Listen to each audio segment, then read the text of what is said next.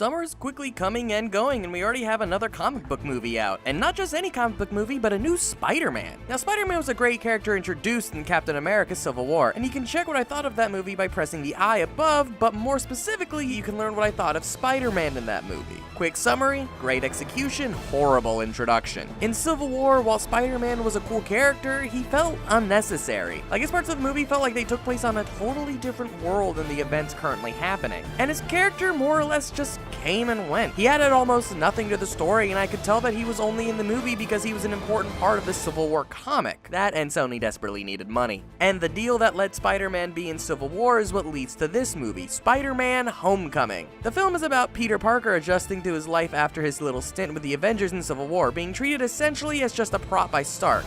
Early on, we feel the stakes being much lower than previous films, with the events only really being important to this film and nothing else in the MCU, which is a nice change of pace from the last few films that attempted to either change how the heroes interact, change the entire way of thinking of the universe, or end the freaking universe as we know it. This movie keeps the story squarely on what it wants to tell, with the only overarching connection being Tony Stark and Happy. And despite whatever the trailers and posters will make you believe, they are fairly small parts of the film. They act more as mentors and plot devices than anything else. Stark only shows up when it's time to give Peter a challenge or make him learn something, which is absolutely fantastic. Never is he overused or overbearing on the plot, connecting it perfectly to the rest of the universe while also letting this film stand on its own. In fact, one of my main issues with the film has to do with Stark himself, which is something that isn't exclusive to this film, and in fact is a problem that the universe has since Robert Downey Jr. refuses to do Iron Man 4 unless Mel Gibson directs it. For some reason, all of Tony Stark's character development is done off-screen, and this is where I delve into spoilers, so go to this point of the video to ignore all of this. In Iron Man 3, he more or less gives up being Iron Man to live a somewhat normal life with Pepper and ensuring no one else would take his mantle as Iron Man or use his weapons against the world. A nice and fitting end to the arc that started in the first movie. Yet in Age of Ultron, we see him as Iron Man again, as if nothing happened. Then in Civil War, they make it a point of his character to say how much of the decision to stay Iron Man is weighing on him and how it has affected his relationships, to the point where Pepper left him because she couldn't take seeing him almost die every few months. Now she's here as a fun cameo and everything is fine and good?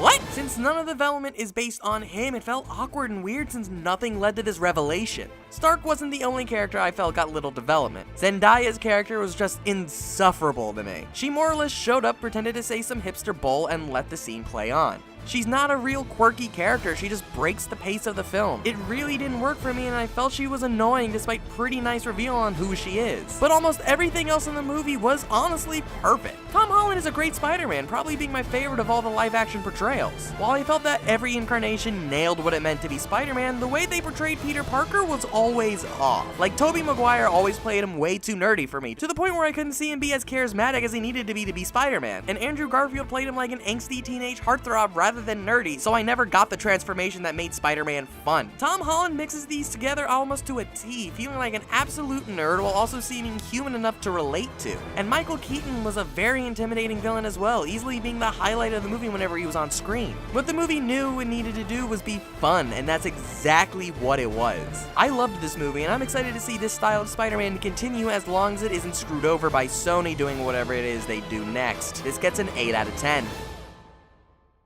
Hey guys, thanks for watching! If you like this video, be sure to like and subscribe! If you want to see more reviews, then click the playlist to see my other stupid opinions.